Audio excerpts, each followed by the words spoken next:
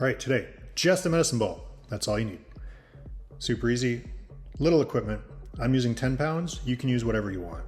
But just don't go too heavy because your form will be terrible and it'll defeat the whole purpose of everything, including this first one, which is a sit up and press.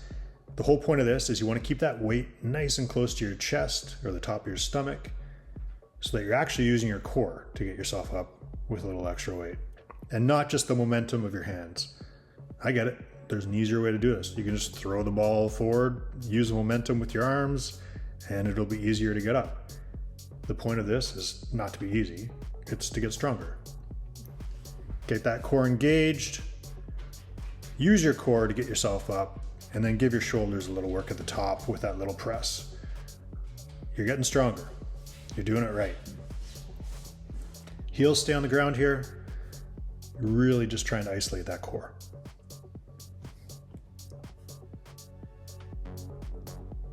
All right, as much as we work the front side, we all love our six pack. Of course we do.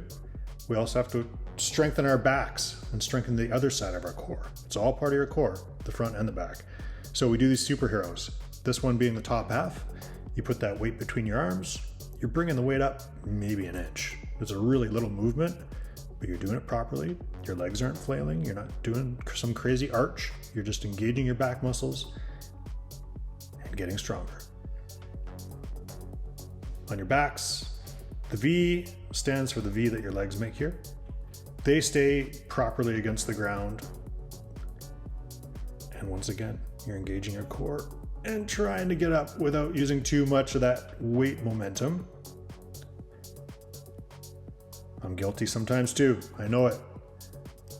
This one's really tough because with your legs put out like that, it really does isolate the core. If you're not engaging it, if you have a weak core, this will be a very difficult one. You don't need to use a weight. Try it without a weight if you want. But the whole point being, engage your core, bring yourself up, give your shoulders a little love at the top, and go down with control. That's also really important on all these core exercises. Yeah, there's work coming up, but the work is also going down with control. Don't just flop down on your back. All right, more superheroes, but the weight is at your legs this time. You don't have to use the weight either. But the weight is a little added bonus on this one. Obviously, because it makes it harder, but also your inner legs get a little work. Squeezing that ball, it's gonna wanna drop to the ground really bad. Holding it there between like your Achilles, your ankles, whatever it is actually really tough. It'll give your legs a little workout. You're bringing it up a couple inches. You're engaging your back, you're engaging your glutes. Not too many of these before you're pretty tired. And we move into the full extension sit-up. Remember I said go down with control? Yes, this one especially. Touch your toes all the way up, all the way down. Try to be controlled the whole time.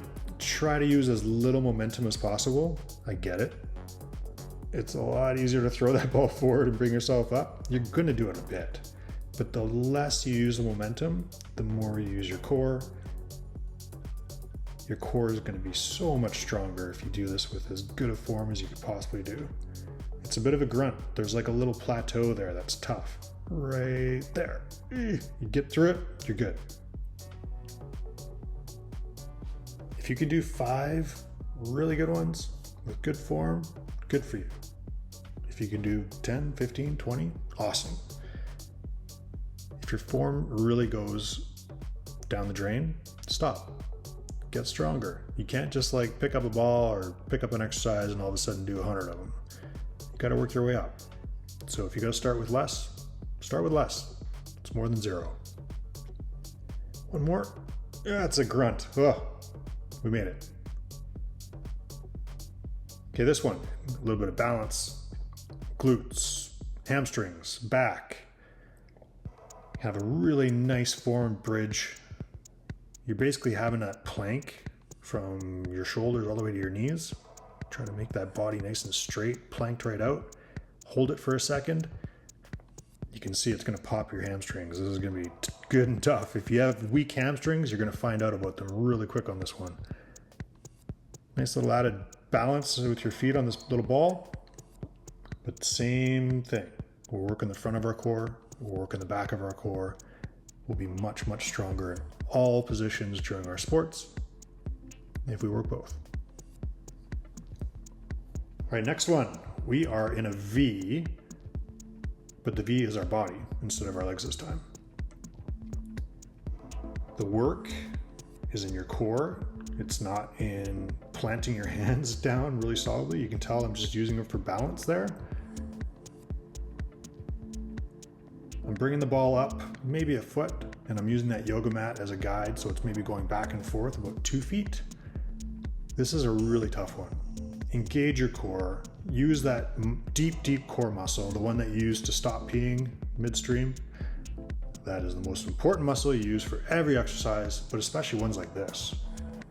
Your hips will be firing, your core will be firing. That is a really tough one. And last exercise. We always love our strength exercises. We love our power exercises. We want to get faster with our speed exercises. But sometimes we neglect to do the balance exercises. Balance is core. If you have a weak core, you will have bad balance. The whole point of this one, get that ball out in front of you, get the leg behind you. If you have better flexibility than I do, you'll plank out from head to toe, so that'll be nice and flat and straight. I get pretty close. But if you find yourself wobbling, tilting over, having real difficulties with balancing, you have to engage your core. All right? If you're still doing it, well, then you got to strengthen your core a bit. You're not going to be perfect, including myself, but you work on these so that you're solid in all the athletic positions. You can have all the speed in the world, all the power in the world. If you don't have body control and balance, it's not going to do you much good in your sport. So what was that? Just over 7 minutes. Good workout, only a medicine ball. You're stronger. Good job, good form, good core.